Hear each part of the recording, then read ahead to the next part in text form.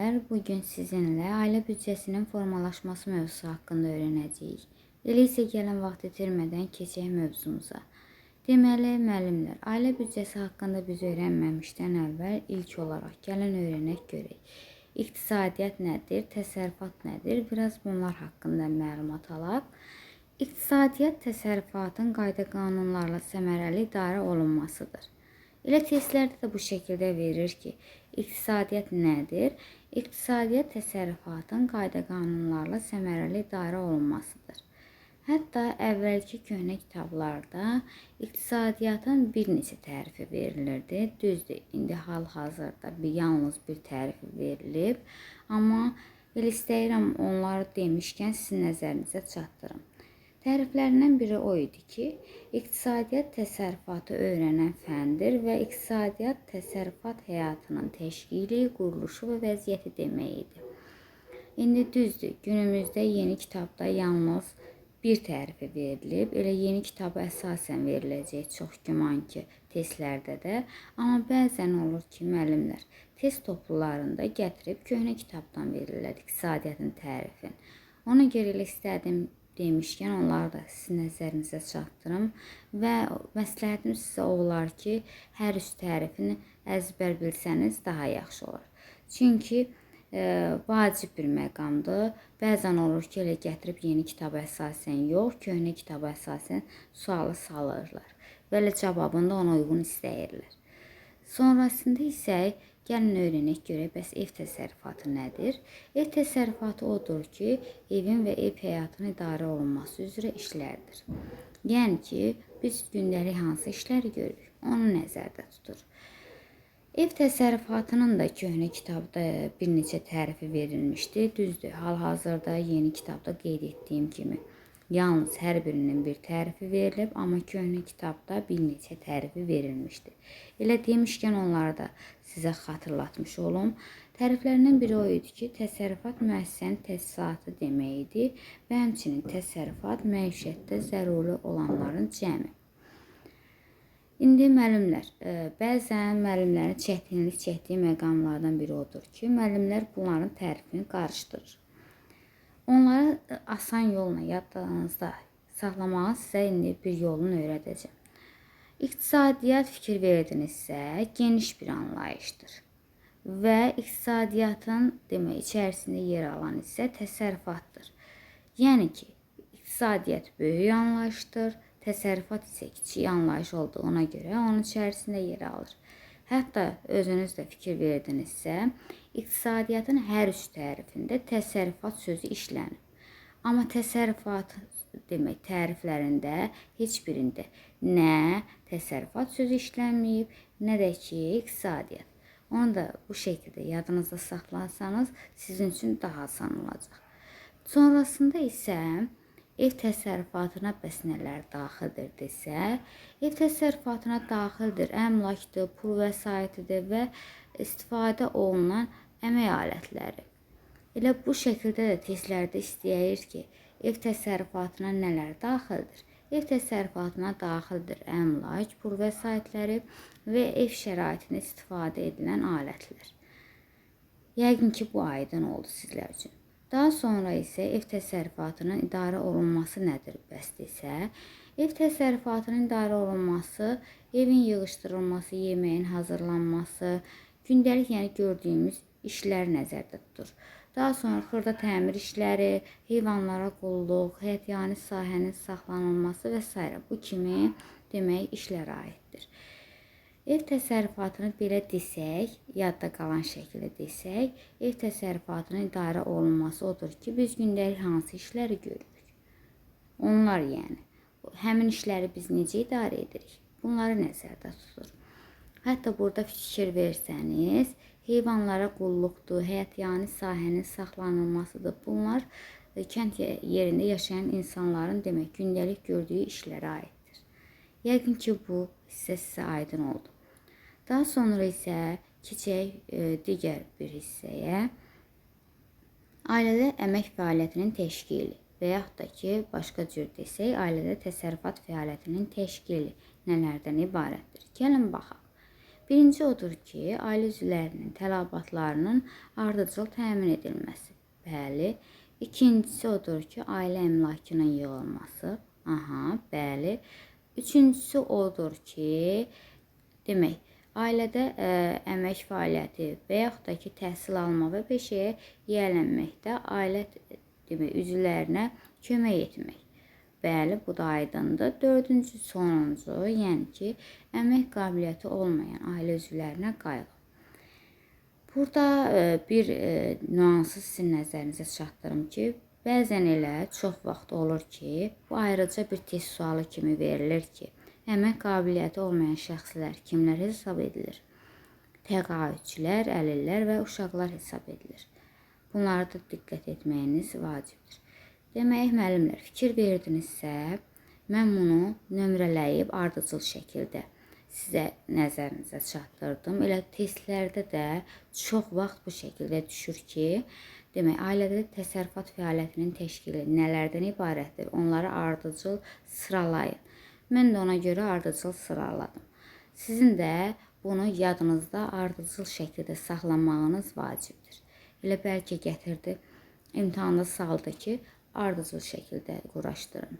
Onda bizim üçün asan da olsun. Əvvəldən bunu bilək ki, sonradan bizim üçün bir çətinlik yaranmasın. Yəqin ki, aydındır. Sonra isə keçək ev təsərrüfatının iqtisadiyyatı bəs nədir, onun haqqında öyrənək. Deməli, əziz müəllimlər, sizinlə öyrəndik iqtisadiyyat nədir, ev təsərrüfatı nədir, ev təsərrüfatının idarə olunması, bunlar haqqında məlumat aldıq. İndi isə sizinlə məlumat alacağıq, ev təsərrüfatının iqtisadiyyatı nədir bəs? Ailənin gündəlik iqtisadi həyatı haqqında elm deməkdir. Hətta burada gündəlik sözünü demək, xüsusilə qeyd etdim, açar məqam olaraq onu yadınızda saxlayacaqsınız ki, ailə təsərrüfatında demək, ev təsərrüfatının iqtisadiyyatı nə deməkdirsə, bizdən əgər testdə onu istəyirsə, biz orada götürəcəyik ailənin gündəlik iqtisadi həyatı haqqında elmi. Yəqin ki, aydındır. Daha sonra isə deyir ki, ailənin yaranması ilə eyni zamanda ev təsərrüfatı, yəni ailə təsərrüfatı fəaliyyətə başlayır. Bəli, bu doğrudur. Belə ki, doğrudur ki, əgər ailə təsərrüfatı fəaliyyətə başlayırsa, mütləq orada ailənin yaranması vacibdir. Ailə olmadıq, yəni ailə düşünək ki, olmadı. Ailə olmadıqdan sonra ailə təsərrüfatının nə önəmi var? Əlbəttə ki, heç bir önəmi olmur. Ona görə bizə burada lazımdır ki, ailənin yaranması ilə eyni vaxtda həmçinin demək, ailə təsərrüfatı da fəaliyyətə başlayır. Elə testlərdə də bu şəkildə düşür. Yəni, burada çətin bir məqam yoxdur. Sonrasında isə sizinlə biraz qısa olaraq vəsaitlər haqqında danışacağıq. Düzdür, daha sonra biraz geniş danışacağıq bu haqda, amma hal-hazırda burada indi kiçik bir məqamlar verilib, onları istəyirəm nəzərinizə çatdırım. Demək, ailədə soyuducudur, paltar yuyan maşındır, toz sarandır, ütüdür. Bu kimi demək, əşyaları almaq üçün bizə nə lazımdır? Əlbəttə ki, bizə pul lazımdır. Pul da gəlirdə maliyyə vəsaitinə aiddir, əziz müəllimlər. Bax, bu hissəyə diqqət edin. Demək, bu əşyaları bizim almağımız üçün bizə pul lazımdır, yəni gəlir lazımdır. Həmin pul gəliri üçün də dedik ki, vəsait var. Həmin vəsaitin də adı odur ki, maliyyə vəsaiti. Maliyyə vəsaitinə demək pul və gəlir aiddir. Daha sonra isə deyir ki, maddi dəyərə. Maddi dəyərə, yəni malik olan materiallar var. Parçadır, daha sonra isə plastik, kütlədir, oduncaqdır, metaldır, şüşədir. Bu kimi demək, maddi dəyərə malik olan materiallar maddi vəsaitlərə aiddir. Yəqin ki, aydındır. Sonrasında isə deyir ki, elektrik lampası olmasa otaq işıqlanmaz, ütü olmasa ütülənməz. Daha sonra əgər biz elektrikdən istifadə etməsək, tozsaran tozu soğurmaz, tamamilə düzdür. Demək, bunlar üçün bizə nə lazımdır? Energetik vəsait lazımdır. Demək, elektrik enerjisidir, enerjidir, yanacaqdır. Bu kimi demək, maddi dəyərə imkana malik olan hər bir şey energetik vəsaitlərdə öz əksini tapır. Sonrasında isə deyir ki, əgər siz demək maşın işlədirsinizsə, avtomobil işlədirsinizsə, bunlara demək yanacaq lazımdır. Yanacaq kimi də biz nədən istifadə edirik? Əlbəttə ki, benzindən. Bu da hansı vəsaitlərə aid etmiş oluruq bunu? Bəli, özünüz də cavablandırın. Tamamilə düzdür. Biz də bunu energetik vəsaitlərə aid etmiş oluruq. Daha sonra isə müəllimlər keçək mövzumuzun digər hissəsinə. Düşünürəm ki, orada qaranlıq bir məqam qalmadı sizlər üçün. Mövzumuzun bu hissəsində bayaq qeyd etdiyim kimi vəsaitlər haqqında danışacağıq. Biraz burada onlar haqqında geniş məlumat verilib. Vəsaitlər özləri şərti olaraq 4 qrupa bölünür və vəsaitlər dəyərləri, ehtiyatları və imkanları özündə əks etdirir. Testlərdə də bu şəkildə düşür ki, vəsaitlər özündə nəyi əks etdirir? Dəyərlər, ehtiyatlar və imkanlardır və onlar özündə əks etdirir. Sonrasında isə dedik ki, vəsaitlər 4 qrupa bölünür. Gəlin baxaq, tanış olaq görək. Bunlar hansı vəsaitlərdir? Əmək vəsaiti, bəli, maliyyə vəsaiti, maddi vəsait, energetik vəsait. Əmək vəsaitinə aiddir ailə üzvlərinin işi, əməyi, bəli. Maliyyə vəsaitinə aiddir pul və gəlir, bayaq qeyd etdik. Maddi vəsaitlərə aiddir əmlakdır, ailə təsərrüfatının elementləri, ərzaqlar həmçinin və energetik vəsaitə aiddir istilikdir, enerjidir, yanacaq mənbələrdir, bu kimi. Bayaq da özünüz elə gördünüz ki, əgər biz avtomobil idarə ediriksə, bizə demək yanacaq, yəni benzin lazımdır. O da ki, energetik vəsaitlərə aid oldu. Sonrasında isə gəlin baxaq, ev təsərrüfatının iqtisadiyyatının planlaşdırılması harda öz əksini tapır? Elə testlərdə bu şəkildə düşür. Əlbəttə ki, büdcədə. Demək, bizim ev təsərrüfatının iqtisadiyyatının planlaşdırılması öz əksini büdcədə tapır. Büdcə ingilis dilində tərcümədə pul çantası deməkdir. Bəli, bu da çox rahatdır. Elə olduğu kimi də düşür testlərə. Gəlin biraz xərclərdən danışaq. Gəlir və xərclərdən, kəsirdən. Düzdür, burada qısa şəkildə verilib. İnşallah 7-ci sinifdə daha geniş bu haqda öyrənəcəyik. Xərclər demək, əziz müəllimlər, büdcədəki pul vəsaitinin nəyin salınmasına və işlədilməsinə sərf edilmiş hissəsidir. Yəqin ki, aydındır. Burada hal-hazırda bu şəkildə qeyd olunub. Demək, xərclər büdcədəki pul vəsaitinin nəyin salınmasına və işlədilməsinə sərf edilmiş hissəsidir. Bəs ailədə hansı xərclər ola bilər? Gəlin baxaq, burada da elə özü göstərilib. Qidaya ola bilər xərclər, kommunal xərclər, nəqliyyat xərcləri, daha sonra sağlamlığa ayrılmış xərclər, eləcə də təhsilə ayrılmış xərclər və s. Yəni çoxdur. Sadəcə biz bir qisminin adını çəkdik.